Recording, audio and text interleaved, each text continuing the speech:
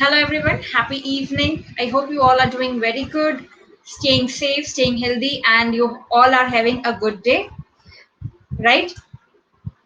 So, I'm sure you're enjoying these free session series as well on Unacademy, and it is helping you a lot, right?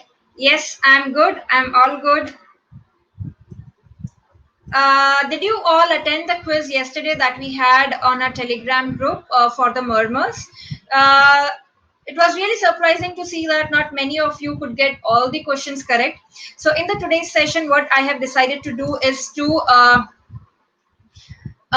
start with those questions. Okay, we'll quickly rush through that questions. These are not the same questions, but a different set of questions.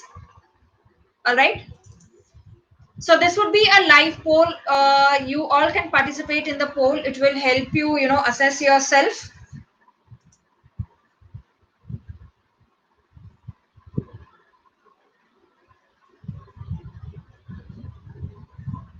All right.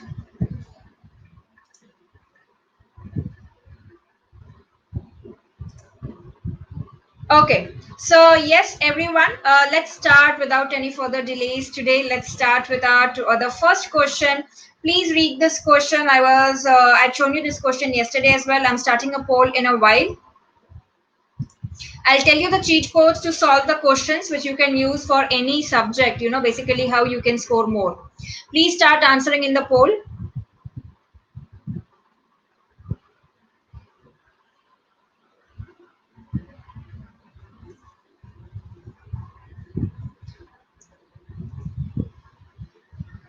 Guys, up till now, only 40% of you have got it right, 38%. No, Samya, this is not that answer. I'll tell you the answer. Okay, just 46% of you got it right. I'm assuming probably you did not attend the sessions, and that is why this is the case. Please watch the previous two free sessions, recorded sessions as well. You can see they are available. So the first one leading here is Vikas Mishra. Then we have Pradeep Sharma and Meena Devi. Very good. So the cheat codes that you can use to solve such questions on murmurs is that first of all, decide whether the murmur, the image which is given in the question, is it a systolic murmur or is it a diastolic murmur? Based on that you can rule out the options. All right, so what do you think? This is a diastolic murmur because you are seeing that the murmur is between S2 and S1. So this is a diastolic murmur, right? This is a diastolic murmur. So that is why I rule out AS and MR, because I know MR is a pansystolic murmur, AS is a mid-systolic murmur. So I've ruled out two options already. So for students who marked A or C as the option, you could have ruled out these options directly, right? Ruling out the options, number one cheat code to score more even with studying less. All right, and then you can see that what is the murmur of AR has what type of murmur? It's a early diastolic murmur. What in MS, what do you see? It's a mid diastolic murmur with pre-systolic accentuation. We have seen this already. Now, what is the murmur that you are seeing here? It is not starting right after S2. Yes, look here, it is not starting right after S2. There is a gap between S2 and when the murmur is starting. So basically, it happens after the opening snap, the mid diastolic murmur of MS. So this is a mid diastolic murmur, you can see, and then again the murmur is decreasing, and then again it is increasing towards the systole. So there is a pre-systolic accentuation. All right, so please remember that this is MSK tumor. Okay, I'll start the ovarian tumors in next 10 to 15 minutes once we quickly rush through these questions. I want all of you to be very well versed with this thing. All right, so this murmur is seen in this murmur is seen in. I am starting the poll again. Please start answering.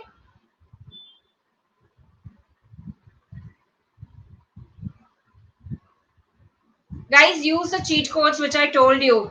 All of you can get these questions right. Decide it's a systolic or a diastolic murmur, and what is it? Actually, all of you could have got it right. This is a very easy question. Only 61% getting it right makes me worried. Yes. So who's leading? Pradeep is leading. Then we have Deepu Rajan and we have Riya. Then very dynamic results. So again, the murmur is between S2 and S1. 2 matlab die. So this is a diastolic murmur. MR is systolic ruled out. AS is systolic ruled out. AR is your early diastolic murmur. It's a decrescendo type of murmur. That is what we see here. It's a decrescendo murmur. With MS, you have the presystolic accentuation, which is not seen here. So that is why the answer is AR, right? Is it clear? The answer is AR. Now, please, all of you should get this right. I'm starting the poll for this question. We are quickly rushing through these questions because we have already seen this.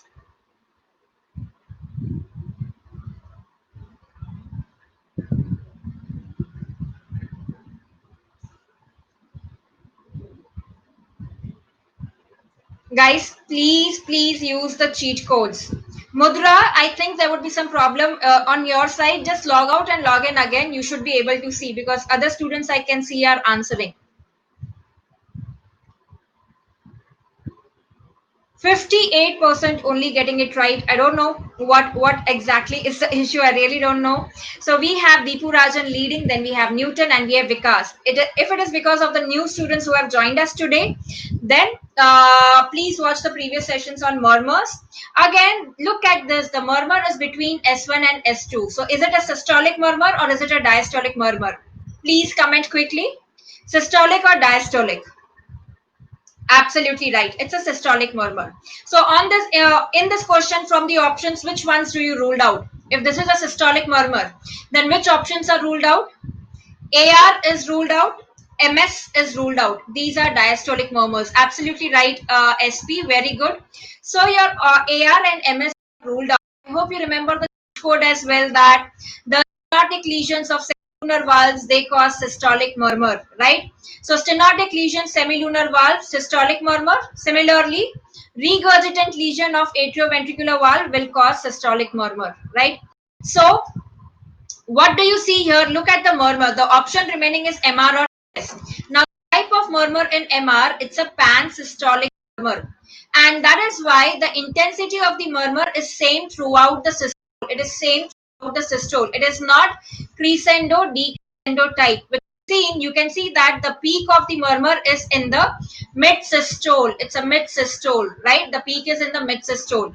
That is why the answer is aortic stenosis. Is this clear with everyone? Why the answer is aortic stenosis and not MR? Because MR will have S1 and S2 may continuous the same intensity murmur will be there. It will not be crescendo or decrescendo type. Okay. Yes. Good evening, Sneha. We are discussing the questions on murmurs. Let us go to the next one. This question, many students did it wrong in the yesterday's poll. So I want to discuss this as well, the radiation of the murmur. Murmur radiating to epigastrium is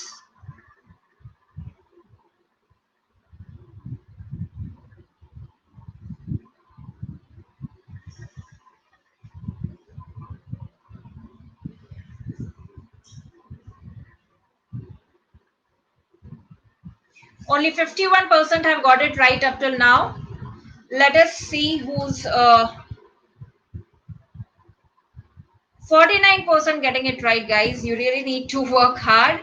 Okay, so first is Vikas again. Then we have Neha Rathod and Mithun. Very good. New names I'm seeing here. So murmur radiating to epigastrium.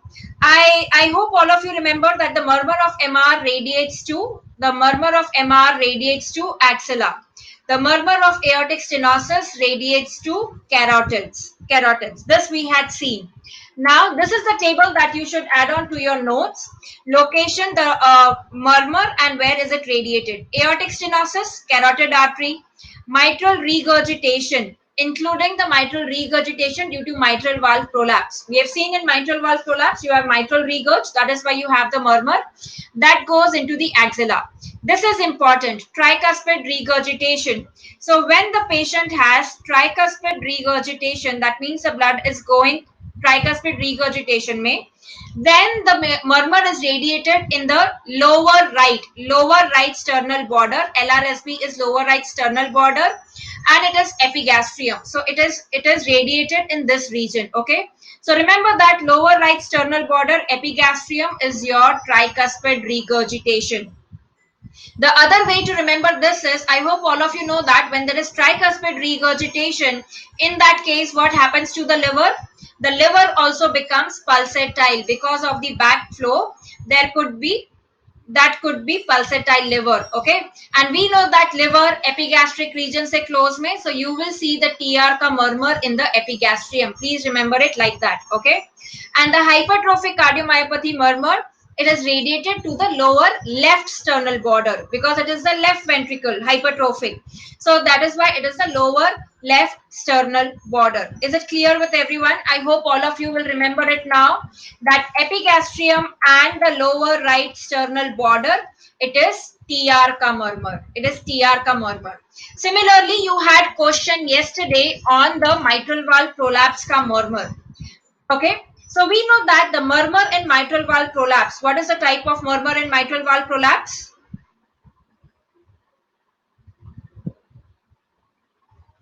Yes, it's a late systolic murmur. So you get a mid systolic click with a late systolic murmur. Now, either in the mitral valve, you can get, it is mitral valve is, how many cusps does mitral valve have? How many leaflets does it have, the mitral valve?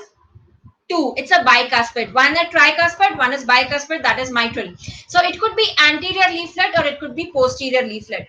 Now, if the anterior leaflet, so let me show you like this, anterior and posterior. If the anterior leaflet is, there's a problem with anterior leaflet in mitral valve prolapse, anterior leaflet is prolapsing.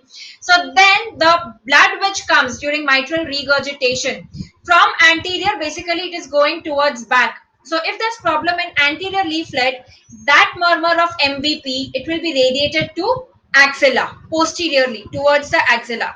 If there's a problem with the posterior leaflet, so the blood which is coming will come anteriorly. It will come anteriorly. So anteriorly from the left ventricle side, that means you have the aorta. So the anterior, if there's a problem with anterior leaflet, that means the gush of blood goes posteriorly and the murmur is radiated to axilla. If there's a posterior leaflet problem, that means the gush of blood is anterior. Anterior means it goes to the aorta. Okay, so we'll come to that question as well. Next, let us see the question. I hope all of you get this question right. This is very basic question. I'm expecting 100% answers here. All of the following are diastolic sounds except.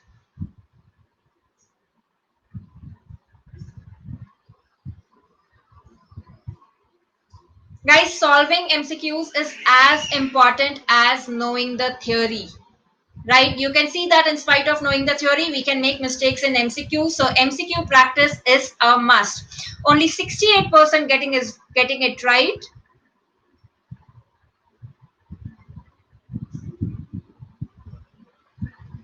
Okay, very good. Vikas, Neha, and Mithun are leading. Very good. So look at the sounds. All of the following are diastolic sounds except. Now, when I get such questions, as I said, if I can rule out the options or I'm sure of the answer. Now, ejection click. Do you remember we had seen ejection click? When do you hear the ejection click? Which is the only right-sided auscultation which decreases on inspiration? Yes, pulmonary stenosis may. We said you will get pulmonary ejection click which decreases on inspiration, right? So we know that when does the ejection click matlab, when the blood is going through it, the blood is ejected, that is time you get a click. That means the valve is opening and that is the time when you get the click. All right. So we know that this happens in the systole. This happens in the systole, right? S3, S4, these are your diastolic sounds. I had told you that S3 and S4, S3 is seen in the first rapid filling, S4 is seen in the last rapid filling, right? S4 is seen in last rapid filling. Yes, S4 is a pathological sound, okay? And opening snap, we know that opening snap is heard in mitral stenosis when the mitral valve opens with a high pressure. Because of the high pressure in left atrium, when the blood goes through the mitral valve, which actually happens in the diastole. That is why it's a diastolic sound. So remember that opening snap is one of the very few diastolic sounds which is a high pitched diastolic sound. Yet seen that diastolic sounds, diastolic murmurs are low pitched, but opening snap is a high pitched diastolic sound. So is it clear with everyone that ejection click is a systolic sound? Okay, now please get this right, at least all of you 100% answers here. Systolic murmur is not seen in. If you use the cheat code, the mnemonic which I told you, this becomes very easy to solve it very quickly.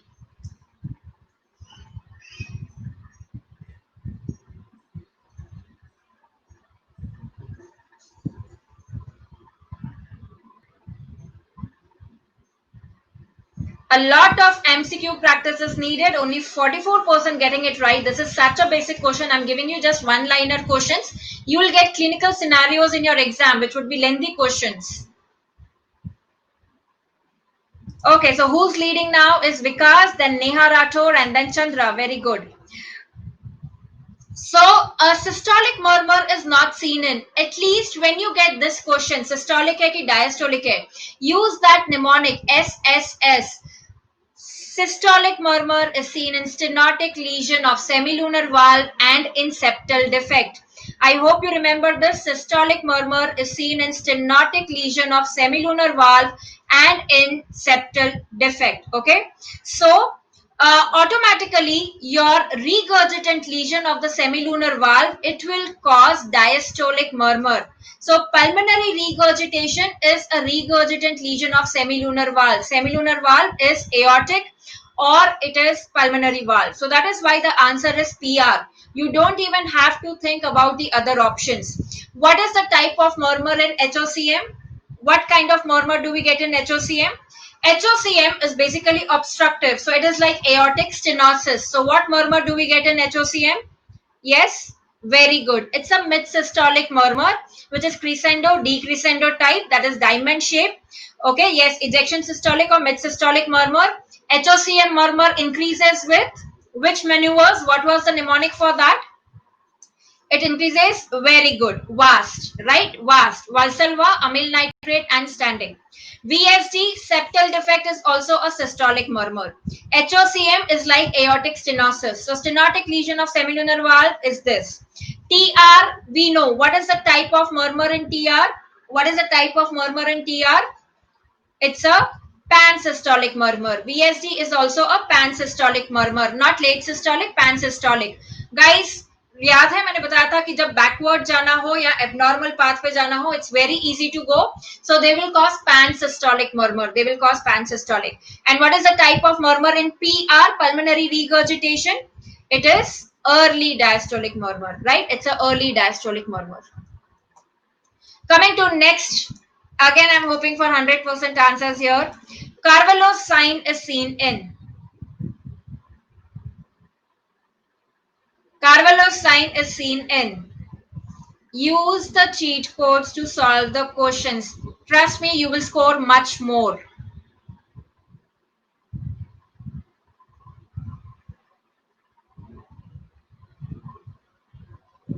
44%.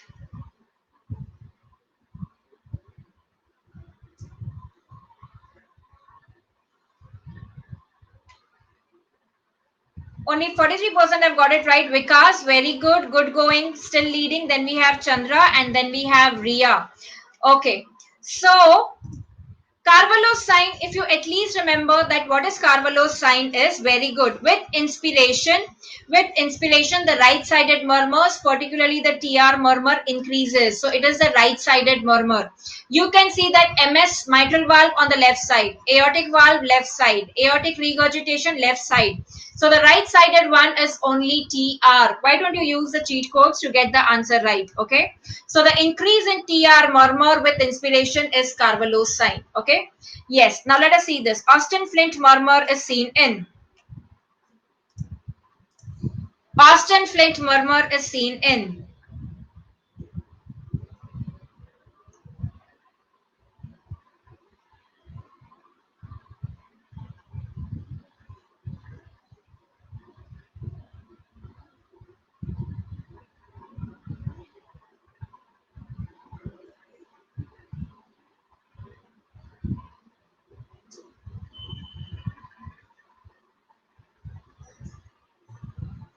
Okay, 47% getting it right. Now tell me, what is Austin Flint murmur? Is it a systolic murmur? Is it a diastolic murmur?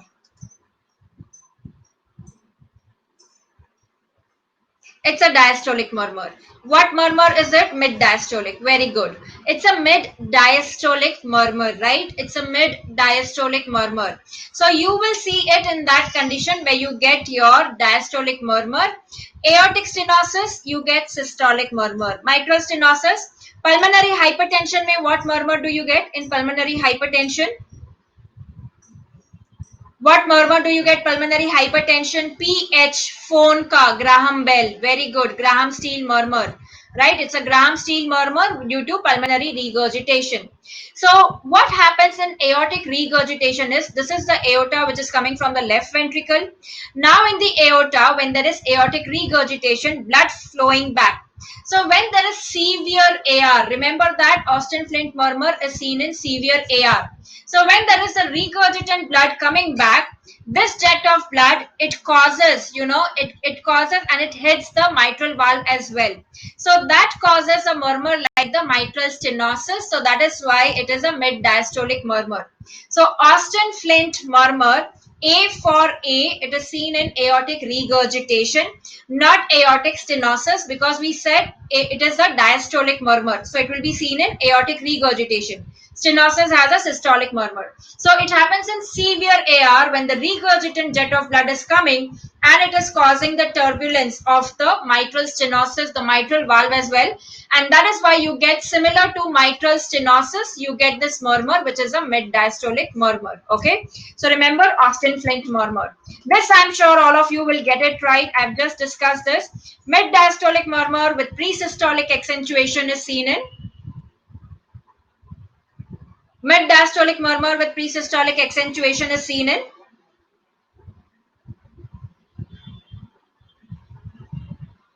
Please rule out the options. It's a very easy question if you rule out the options. Ruling out the options is a cheat code that will help you.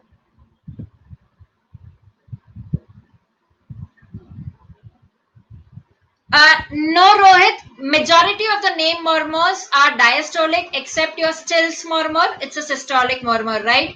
Very good, Vikas, Chandra, and Ria consistently performing. So, mid diastolic murmur with pre-systolic accentuation. MVP we know causes late systolic. MR causes pan-systolic.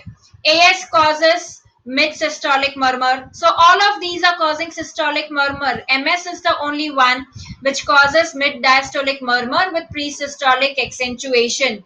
Use the cheat code SSSS, right? It will help you a lot in solving these questions as well. Okay. This, at least this, all of you get it right. Murmur which increases on standing is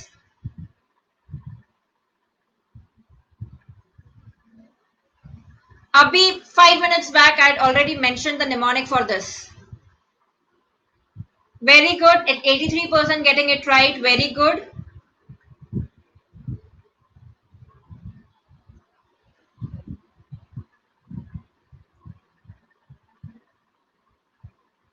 Very good, Saiyash. The mnemonic we had seen vast, right?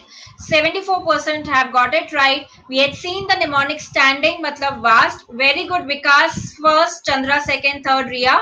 The mnemonic is vast for HOCM and for which other condition? HOCM and which other condition? You have vast which increases the murmur, MVP. HOCM may it increases the intensity, MVP may it increases the duration. Very good. So murmur which increases on standing we know is HOCM. I don't even want to look at the other options when I am pretty sure that the answer is HOCM. The other option could be MVP. When you are very sure of the option, do not get worried about the other options in the exam. It will unnecessarily lead to confusion. This question,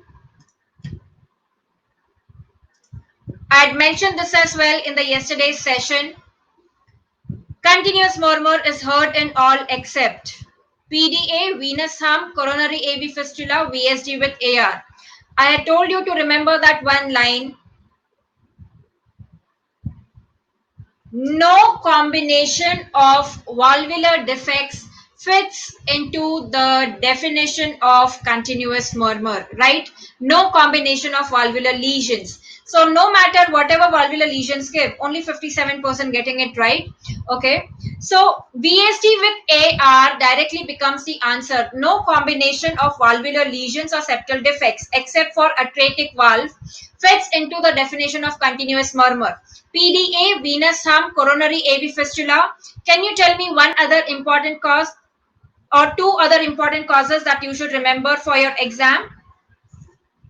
At least for your exam, two more important causes. Very good. There was Paget's. Paget's was the rare one. Tell me two other causes. Very good. Coarctation of aorta. What else? Memory souffle. Very good. Renal artery stenosis. Very good. Paget's we had seen. Very good. I was looking for ruptured sinus of Valsalva. These are the options which are given in your exam very, very frequently, right?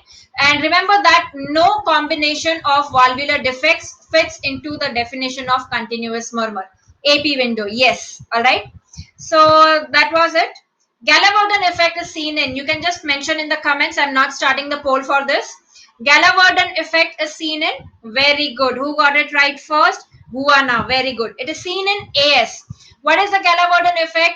The aortic stenosis ka murmur, it is radiated to carotid normally. Sometimes it can get radiated to the cardiac apex, like the mitral murmur, right? So that is why it causes confusion with MR ka murmur. So that is called as Gallagher effect. That is called as Gallagher effect. So what do we do to differentiate AS murmur from the MR murmur? What dynamic auscultation can we do? Very good. You can, the afterload is the one which helps in differentiating. The afterload is the one.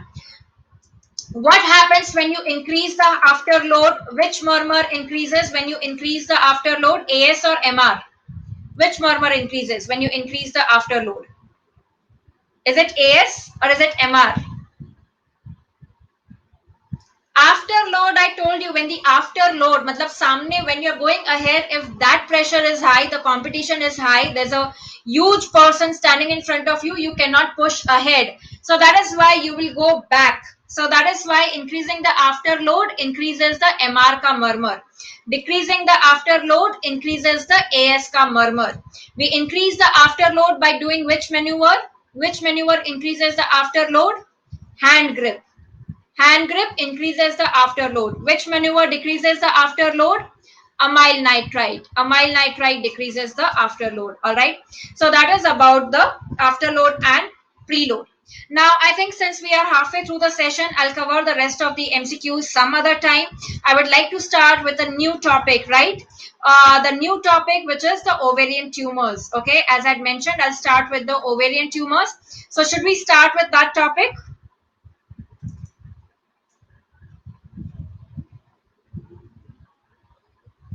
Okay. So first, this is the third session. I hope all of you are aware that I'm taking free sessions for you at 5 p.m. This is the third session that we are taking. The first two sessions were on murmurs, and this is the third session, right? 5th to 8th July. Tomorrow also you have a free session at 5 p.m. Okay. Make sure you are there in the class and your friends are also there in the class. I've also told you that this is my profile link. All my sessions, be it for subscribers or free sessions, you can watch on this link. This is my Telegram group link. This is the Telegram group link for the Unacademy NEET PG channel. And this is the recent pharmacology sessions where I discussed anti-cancer drugs, the antimicrobials, antivirals, anti-TB drugs with all the mnemonics I've shared in this session. My upcoming plus course session is on 9th of July, 8 p.m. I'll be discussing the radiology part of hematology.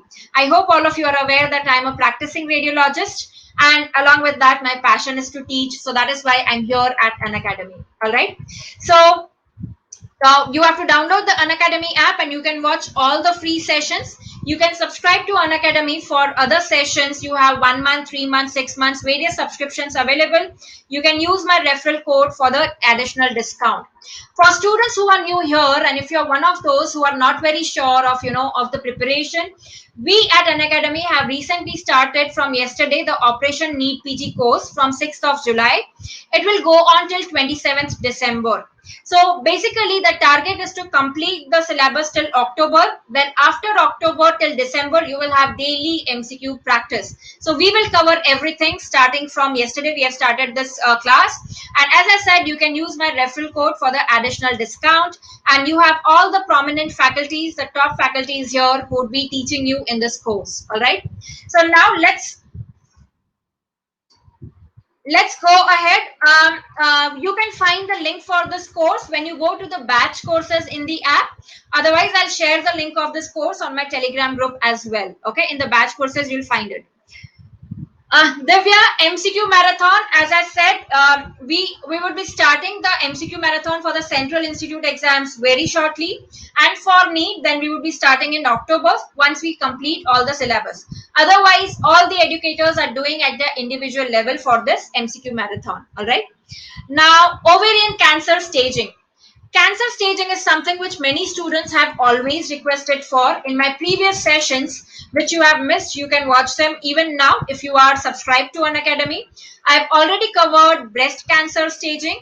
I have covered oral cavity updated staging. I've covered the CA cervix staging and also the CA endometrium staging, right? So what is remaining in your the female genital tract cancer staging is your CA ovary, which is important.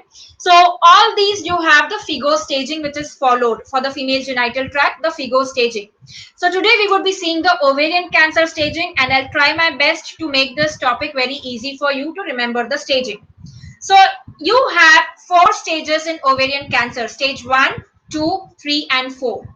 Now these are again subdivided into stage 1 has ABC, stage 2 has 2A and 2B, stage 3 has 3A, 3B, 3C, and 4 has 4A and 4B.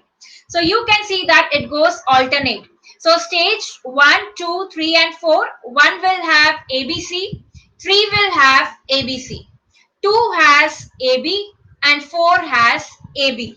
All right, this is the one. You can be asked these questions in your university exams also if we have final year students here. Now, again in your stage 1C, it is divided into 1, 2, 3. And stage 3A is again divided into 1 and 2. I'll show you how it is divided. Okay. So, in your stage 1, stage 2, stage 3, and stage 4, what is happening actually is with the increased stage, the spread of the tumor is increasing. So, either this is confined to the ovary, right? This is confined to the ovary, or there is a spill. I mean, either there is a malignant ascites or the peritoneal washing is important. Now, what staging do we do for CA ovary and CA endometrium? How do we do the staging for these cancers? Remember that CA ovary and CA endometrium, we do surgical staging. Surgical staging, that means the specimen which we remove in the surgery, then you know that we send for analysis, so we do surgical staging. So stage 1 is either it is ovary or it is ascites. So in one we have A, B, and C. Now what is A and what is B? A means that stage 1 means it is confined to one ovary, it is unilateral. Stage B means that it is bilateral ovaries, both the ovaries are involved. And ascites comes in your stage 1C. Ascites comes in your stage 1C. All right. So in that also, I told you that A, B, C. C maybe you have C1, C2, and C3. This is for stage 1. So what is stage 1A? Let us revise. What is stage 1? How will the tumor start? The tumor will start with 1A will be 1 ovary. The tumor will start with that. 1B will be 2 ovaries. Both the ovaries are involved. C1, C2, C3 is related to the spill of the tumor from the ovary. Now, if I tell you that C1, 2, 3, you have three stages. That is, it could be malignant ascites, it could be pre-operative spill, or it could be the spill during the surgery. When the surgeon is operating, at that time there is the spill. So, tell me, out of this, which one will come in C1? Surgical spill, pre-operative spill, or ascites? Which is the least, the least severe? It will come in the first, the C1. कौन सा पहले आएगा? ascites तो late है, right? Ascites is late. So ascites will come at the last. So C3 will be ascites. C3 will be ascites. Now what is remaining is surgical spill or pre-surgical spill. मतलब even before the surgery. So which will come, which of these is worse? Surgical or pre-surgical, which is worse out of that? Of course, pre-surgical is worse. So C2 will be pre-surgical and C1 will be surgical spill, right? C1 will be surgical spill. Is this clear with everyone? So what is stage 1? One ovary, two ovaries or the spill. Surgical spill, pre-surgical spill, or it is malignant ascites, or basically the peritoneal washings. The peritoneal washings are positive for the malignant cells. Now, what happens in stage 2? What happens in stage 2? In stage 2, what happens is the tumor is spreading to the adjacent organs. Now, what are the adjacent organs to ovary? You have the uterus, you have the fallopian tube, and you have the ovary. So what is adjacent to the ovary is your fallopian tube and the uterus. Fallopian tube and the uterus. So we said that in stage 2, how many sub stages are there? A, B, A, B, C. How many sub stages are there? Right, there is A and B. So A means that the tumor is extending to uterus or fallopian tube, and B means that the rest of the pelvic organs, so basically your stage 2 is the pelvic spread of the tumor. The pelvic spread of the tumor outside the ovary is stage 2. So what will come in stage 3? What will come in stage 3 will be your extra pelvic spread basically comes in your stage 3. So stage 3 में कितने सब stages हैं? A, B and C. One has ABC, 3 has ABC, right? So in stage A, what is included? Now in your extra pelvic spread here in stage 3, basically it is your retroperitoneal lymph nodes, or it is your extra pelvic peritoneum which is involved. Okay, extra pelvic peritoneum which is involved. So in stage 3A, it is only retroperitoneal lymph nodes which are positive. The peritoneum, the extra pelvic peritoneum is not involved. Okay.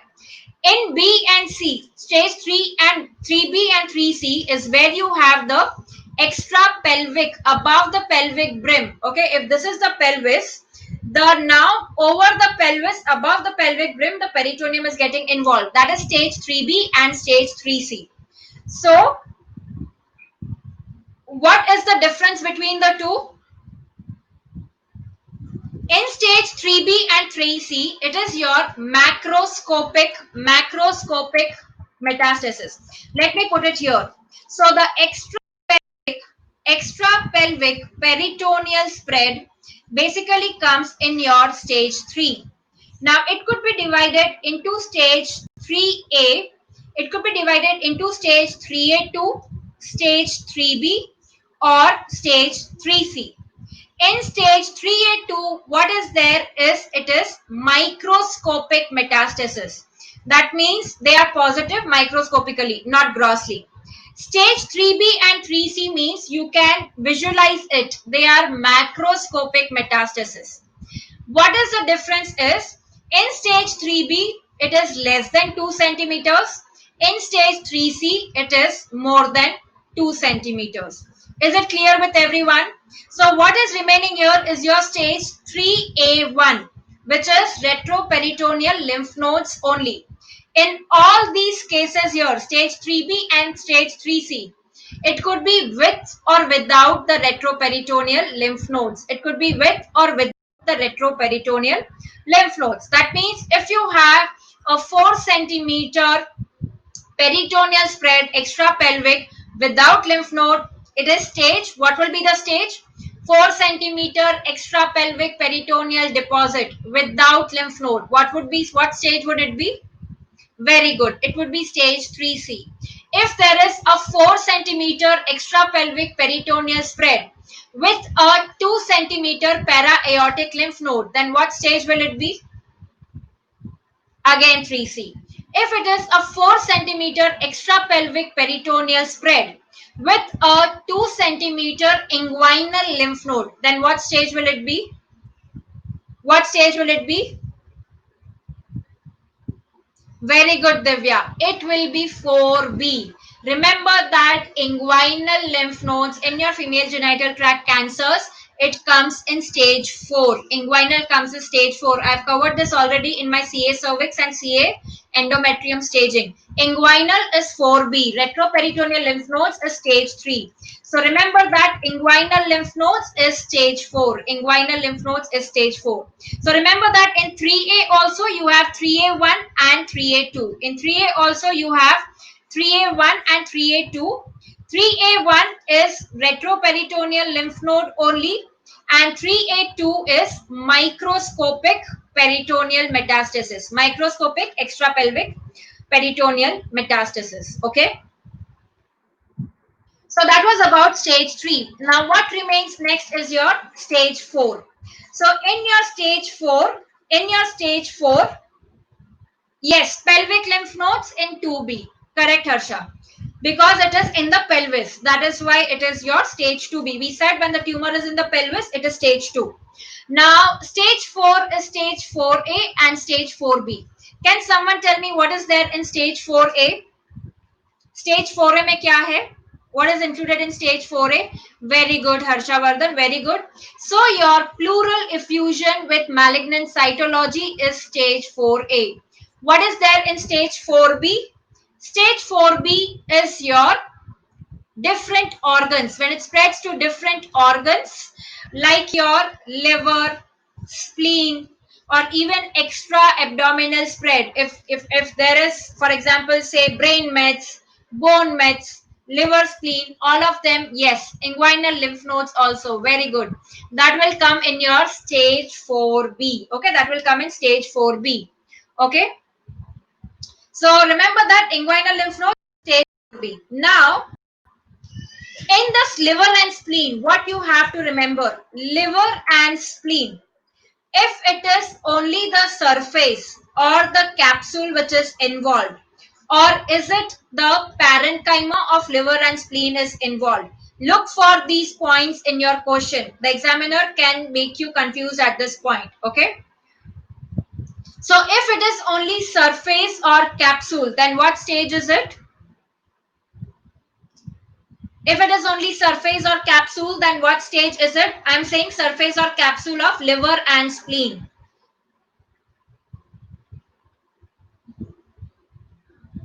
4A तो हमने already बोला pleural effusion है. Parenchyma involvement is 4B because that means the cancer is going into that organ. That is 4B. Surface or capsule involvement is your stage 3, right? If it is microscopic, stage 3A1. If it is less than 2 centimeter macroscopic, stage 3B. If it is more than 2 centimeter macroscopic on the surface, then it becomes stage 3C. So remember that surface or capsule, basically it is the peritoneum which is involved because these organs are covered by the peritoneum. So when I say surface or capsule, basically it is the peritoneum. So it is stage 3. When I say parenchyma, it is the organ. So it is stage 4B. All right. So stage 3 is the surface and parenchyma is stage 4B. Now, what you have to remember as well is in stage 1, when we said that the tumor is confined to one ovary or both ovaries, that is 1A or 1B. In that case, ovary K, there should be no tumor on the surface of the ovary. Basically, what is in stage 1C should not be there. There should be no rupture of capsule. The capsule should be intact. Okay. These are the important points to remember in your stage 1. Now, this table is for your revision. You can go through this table, like what is the difference between the original FIGO staging and this is the 2014 staging for the ovary. Okay, I'll take you to the images. All right. Now look at this image first, image 1B. If you are given an image like this and they're telling you that the spill happened during the surgery. So there's a scalpel which you can see, and you can see that the spill is happening from the ovary during surgery. What stage is this? What stage is this? Yes, let us quickly revise from the images. Very good. This is stage 1C1. Very good. 3C nahi, 1C1. Okay, 3 तो extra pelvic peritoneal spread है या retroperitoneal lymph nodes है. Okay. And if you see here that there is peritoneal washing, there is spill, malignant ascites happening. If this is malignant ascites, then this is what stage? Very good. It is 1C3. Very good. If you see that the ovarian tumor is extending to fallopian tube or to the uterus, then what stage is it? Very correct. It is 2A. Aju baju ka pelvic organs, pelvis mein, it is stage 2. So you can see that it is 1C1, 1C3 and stage 2A. Coming to this image. If you see that the ovarian tumor is metastasizing only to the retroperitoneal lymph nodes, only retroperitoneal lymph nodes are involved, then what stage is it? Very good. It is 3A1. Very good. If you see that the ovarian tumor is going to retroperitoneal lymph nodes and also above the pelvic brim it is going. Okay. So above the pelvic brim, peritoneal, but it is a microscopic. Then what stage is it? Microscopic hai, microscopic. Very good. 3A2. 3A2. You are seeing here macroscopic extra pelvic peritoneal with retroperitoneal lymph nodes. Then what stage is it? 3B or 3C or both? 3B, 3C or both? Yes, it could be 3B or it could be 3C. 3B is less than 2 centimeters, 3C is more than 2 centimeters, right? So this is 3A1, this is 3A2, this is 3B or 3C, it could be both. And when you see that it is going into the liver parenchyma, then what stage is it? Very good. 4B. When you see that it is going into the bones, 4B. When you see that there is pleural effusion, pleural effusion will come in pleural effusion 4A. Absolutely right. Pleural effusion is 4A. Very good. So let me quickly tell you the important points, the confusing points which can be asked in the exam. So liver or spleen surface is stage 3 because surface is basically peritoneum involvement. So it is stage 3. Liver or spleen parenchyma is stage 4. Inguinal lymph node is stage 4. Retroperitoneal lymph node is stage 3. Malignant ascites is stage 1C3. Very important point. And pleural effusion is stage 4A. Pleural effusion is stage 4A. So these are the important points that you have to keep in mind while studying the CA ovary staging. And this is for your quick review that I have kept it here. The first slide that we saw, 1A is 1 ovary. Figo staging also includes fallopian tube also in your 1A, 1B. Okay. 1B is bilateral. 1C is either it is surgical spill, preoperative, or it is ascites. 2 is uterus or fallopian tube or other pelvic organs. 3A1 is retroperitoneal lymph nodes. A2 is microscopic metastasis. 3BC is macroscopic, less than 2 centimeters, more than 2 centimeters. Then your stage 4A is pleural effusion and stage 4B is liver, spleen, parenchyma and the inguinal lymph nodes. Okay, inguinal lymph nodes. Pre-surgical spill is basically, that means it's a spontaneous spill. That means the tumor has spread from the surface of the ovary. It has gone into the pelvic peritoneum. So that is the pre-surgical spill. That means it's a spontaneous. It did not happen during the surgery. So are all of you clear with this now? The ovarian cancer staging.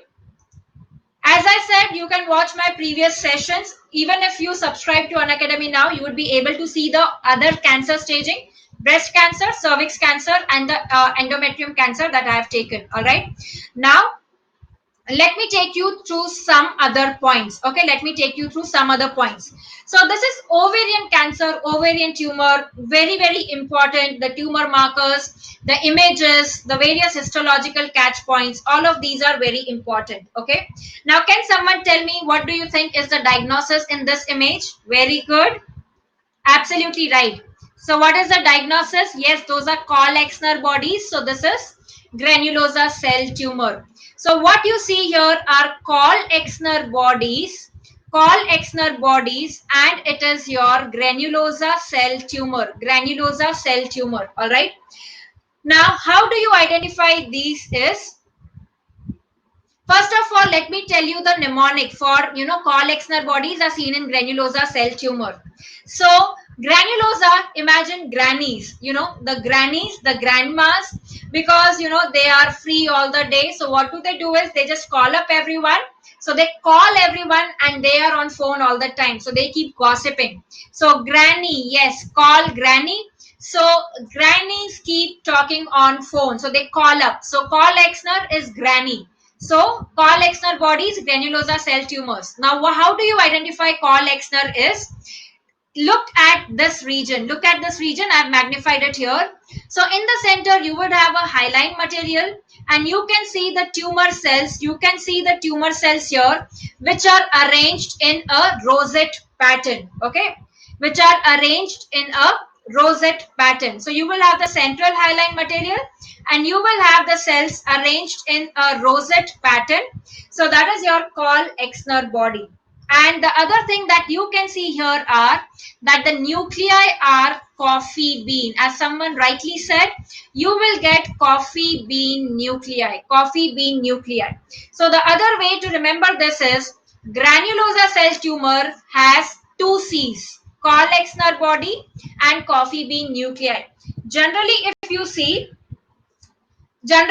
see your C and G, they go together. Alphabet C and alphabet G, they look similar. So granulosa cell tumor has two C's, that is Kohl-Exner body and the coffee bean nuclei. Is it clear? So C and G, they look similar. So granulosa has Kohl-Exner and the coffee bean nuclei. Okay. Then can you tell me in which other ovarian tumor do we see the coffee bean nuclei? In which other ovarian tumor do we see the coffee bean nuclei apart from granulosa cell tumor? Very good. Brenner's tumor. So then how will you differentiate Brenner's from granulosa? How will you differentiate Brenner's from granulosa then? If both of them have coffee bean nuclei, what is the histological feature? The most important striking feature, what is asked in your, very good. Dhanashri has got it right. Walthard cell nest. That is classical of Brenner's tumor. Let me show you the image. Where is the image? Yes. So you can see that if I tell you the mnemonic first. Now Brenner tumor, okay. So in granulosa, you see two C's. In Brenner, you see two N's. Okay, you see two N's. One N and the second N. The one N is your nest. So you will see the nest of cells, which are called as Walthard cell nest. So you have the cells, the tumor cells, which are divided into the nest. And the other N is your nuclear grooving. Nuclear grooving, or nuclear grooving is nothing but the nuclei are coffee bean. The nuclei are coffee bean. Okay. So remember this. So the nuclei which you will see, they will have the coffee bean appearance. They will have the coffee bean appearance. Is it clear? So granulosa is 2C's and Brenner is 2N. Can you tell me where do we see coffee bean sign in radiology? Okay, if this is the abdominal x-ray, you will see the coffee bean sign like this, which is overlapping the liver. Coffee bean sign in radiology, very good. It is seen in sigmoid volvulus. It is seen in sigmoid volvulus. All right.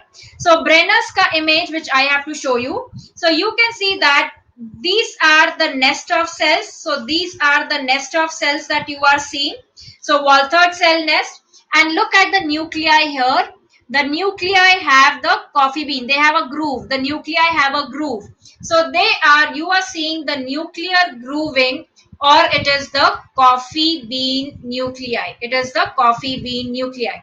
So the diagnosis here is Brenner tumor, which is also called as someone rightly said, it is transitional cell tumor. So Brenner's tumor is also transitional cell tumor.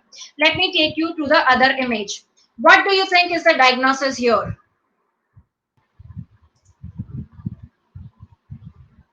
Yes, Harsha, I'm coming to that. Don't worry, I'm coming to Schiller dual bodies also. Very good, Ritushri. These are the Rinke crystals. These are the Rinke crystals. Now, how do you identify the Rinke crystals? Now, crystals, okay, crystals are cylindrical. So you will see the cylindrical shaped crystals which are called as Rinke crystals. Rinke crystals.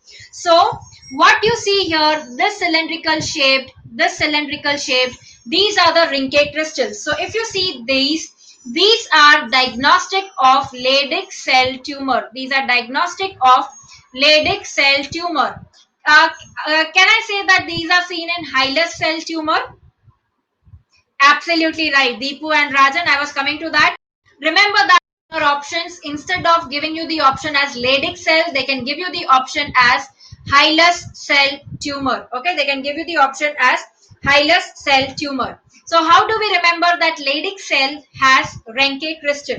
So when you write alphabet L, okay, alphabet L, in the chota, not the capital, small letters. So L we generally write like this, when I'm writing Leydig cell.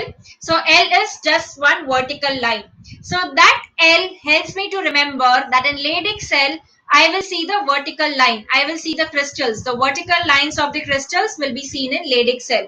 So remember, Leydig cell is your L, which is your crystal, the cylindrical crystal. So Rinke's crystals is Leydig cell tumor. Remember that they are not seen in all Leydig cell tumors. There might be Leydig cell tumors without the Rinke crystals. Also, Rinke crystals are seen in normal Leydig cells also. They are not seen only in the tumor. Alright. So this is the magnified image. You can see the Leydig crystal here, the Leydig crystal here, just like the alphabet L. So this is your Leydig cell tumor, Rinke's crystals. Alright.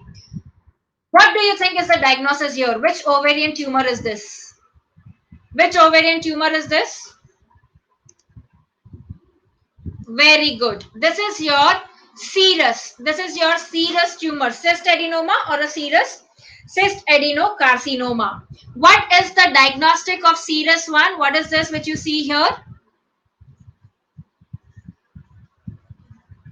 Yes, this is the Samoma bodies. These are the Samoma bodies.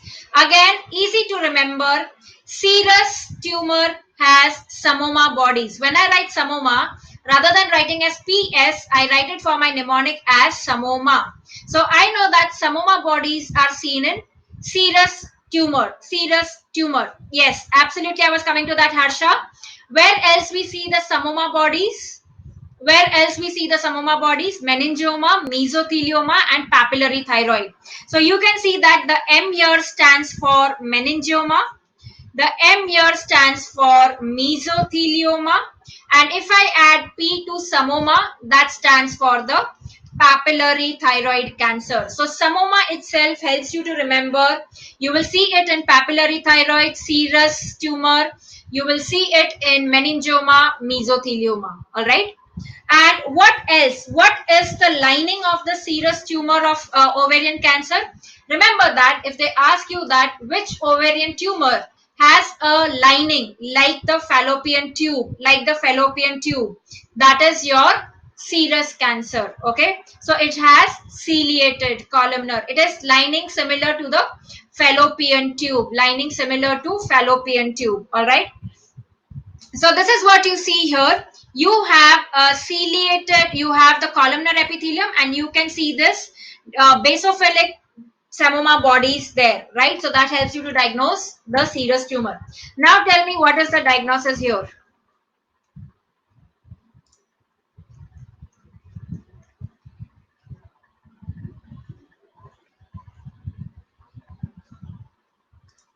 What do you think is the diagnosis there? Absolutely right. So this is the image which is given.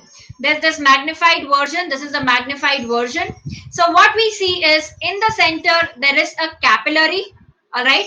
And you have the tumor cells which are arranged in two layers, the visceral layer and the parietal layer. So in the center you have capillary, then you have the visceral layer, then you have the clear space, and you have the parietal layer, right? So you have the capillary, then you have the tumor cells ka layer, and then you have a space, and then you again have the tumor cells ka layer. Yes, so this looks like glomerulus. So this is called as glomeruloid body, or it is called as Schiller dual bodies, or it is called as Schiller dual bodies. Okay, I already mentioned, Harshavardhan, that Kohl-Exner granulosa has two C's, Kohl-Exner and coffee bean. If you missed that, I already mentioned that. Okay, so it is called as glomeruloid body or Schiller dual body. So this is seen in your yolk sac tumor. It is seen in yolk sac tumor, which is also called as endodermal sinus tumor. It is seen in yolk sac or the endodermal sinus tumor. Okay, so let me tell you the cheat code to remember this. What is the cheat code to remember this? Yes. Okay. Yes. Remember yes. So what is yes? Yolk sac tumor, which is also called as endodermal sinus tumor, it has Schiller dual body. So yolk sac tumor, which is also called as endodermal sinus tumor, it has Schiller dual body. And to remember the glomeruloid body, okay, so in English, if someone is asking me to do a task, I say yes. What do I say in Hindi? What do I say in Hindi with respect if I have to say yes? What do we say? G. Absolutely right, Meenal. Haan G. That is G. Okay. So G. So remember that yes or G. G matlab glomeruloid body. Glomeruloid body. Okay. So yes in English or G in Hindi. That serves your cheat code for yolk sac is endodermal, Schiller dual, or glomeruloid body. That is what it shows. Okay. Quickly tell me what do you think is the diagnosis here?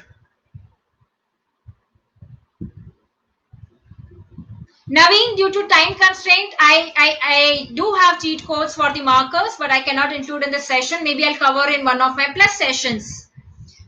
This is not dysgerminoma, right? This is Krukenberg. What do we see here is, look at the cells, look at the nuclei of the cells. Look at this cell, okay? So this is the nucleus of the cell. This is the cell, and this is where you see the nucleus of the cell. The nucleus is pushed to the periphery. Yes. So this is your signet ring appearance. And we see signet ring appearance in Krukenberg tumor. What are Krukenberg tumors? It is bilateral. First of all, very important point, bilateral metastatic tumor to ovary. Very common in gastric cancer. Absolutely. Most common gastric cancer. So remember, it is bilateral, common cause gastric cancer, Krukenberg tumor, and it is signet ring. Now again, to remember signet ring. Now signet ring, you can remember as a ring. If the ring becomes small in size and still you try to push into your finger, the ring can become crooked. Okay, so do not try to put a ring which is your small size to put into your finger, otherwise it will become crooked. So this is your crooked ring, right? So Krukenberg signet ring, it is what you know.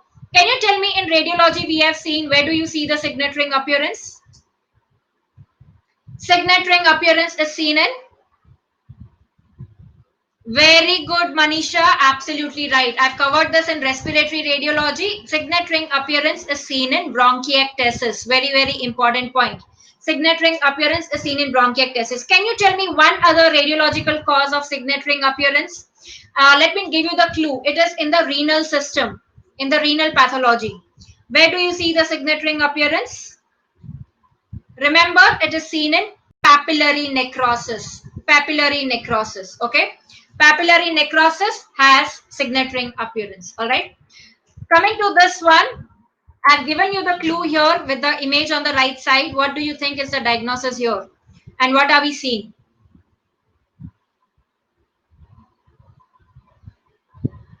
Yes, anyone?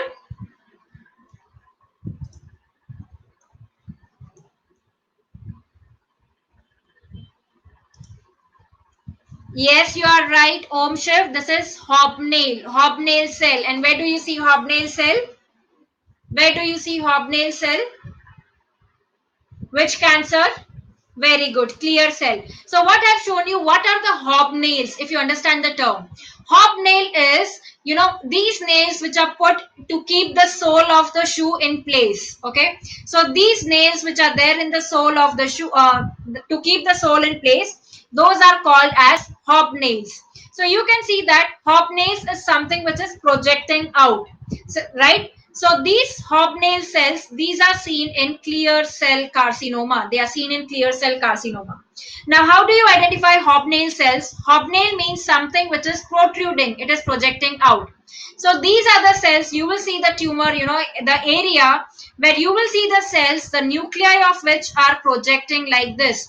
Like in this area, you can see this nuclei, this nuclei which are projecting out, so these are your hobnail cells. Absolutely right. So to remember this, hobnail cells are seen in clear cell carcinoma. If I have students who have attended my session on parasitology egg session, where we saw the amazing tricks to remember those, do you remember which egg in parasitology has a clear space? Which egg in parasitology has a clear space? Very good, Ritushri. Hookworm, right? Ritushri, have you attended my session on parasitology egg tricks? Yes, Ritushri? Okay. So that is why that was such a quick answer there. So hookworm has a clear space. That is how you identify the egg of hookworm. The egg of hookworm.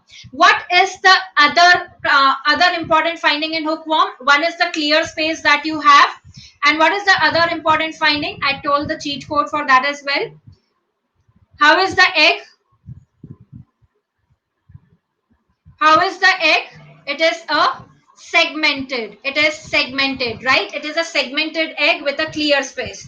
And we had discussed in that session that hookworm. So, if there is too much mess in a room, so to clear the space in the room, I will put the hooks in the room so that I can put my, the stuff on the hooks. I can hang them on the hooks. So to clear the space, we use hooks. Now, suppose hooks are not available. So I can chalafy my calm with nail also. Very good, Ritushri. So I can chalafy my calm with nail. So nail or hook, basically it is related to the clear space. So hookworm has clear space. Hobnail is clear cell carcinoma. Hobnail is clear cell carcinoma. All right. So remember, hook and nails, they are clear space. They are used to clear the space in the room. So they are associated with the clear space. So that was all about it. And what is this? The last one. This is very classical, very, very classical. What is it? Teratoma. Basically a mature teratoma, which is also called as a dermoid cyst. So dermoid cyst, basically teratoma has contribution from multiple germ layers. So you can see hair, you can see nails, you might see bone, anything from any germ layer you might see. Like in this image, you are seeing the hair. Okay, in this image, you are seeing the hair. So you might see hair, skin, nail, bone, cartilage, whatever. Plus, apart from that, you see this protuberance in the entire tumor that is called as Rokitansky.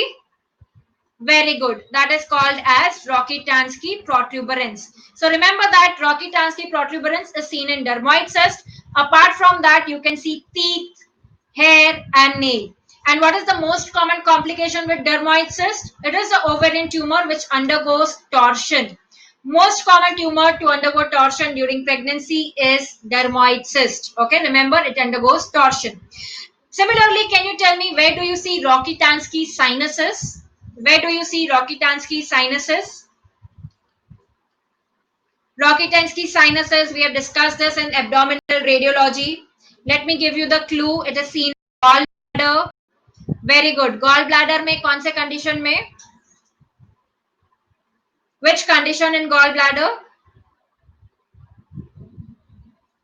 Very good. Adenomyomatosis. We have seen this in the radiology session. Adenomyomatosis, not cholecystitis. Adenomyomatosis, which is also called as cholesterosis, which is also called as cholesterosis. Okay, so please, this is the strategy which you should use while preparing. If you come across a term which you have read somewhere else, immediately you should do active recall. That is how you keep revising the previous subjects. Try and integrate whatever you are reading. Okay, yes, comet tail appearance on ultrasound. So that's all about today's session. As I told you, we have started with a new course, Operation NEET PG, from yesterday. Make sure you attend that course. It will really help you in your NEET PG preparation. You can use the referral code for additional discount. I am hoping to see all of you on the Plus courses with many more cheat codes. As you can see, my sessions are based entirely on cheat codes and concepts. That's it, right? So I hope all of you enjoyed the class and you got to learn from this class. You will have PDF to be downloaded. This PDF with images, whatever I have written, you can download this after the session. You can re-watch this session again anytime whenever you want. All right. So I'll see you again tomorrow for another free session at 5 p.m. The topic I'm yet to decide. If there is any topic which you want me to discuss, please let me know so that in the tomorrow's session I can discuss that topic. So that's all for today. Goodbye. Take care and keep studying, keep revising, and keep winning. I'll see you tomorrow at 5 p.m.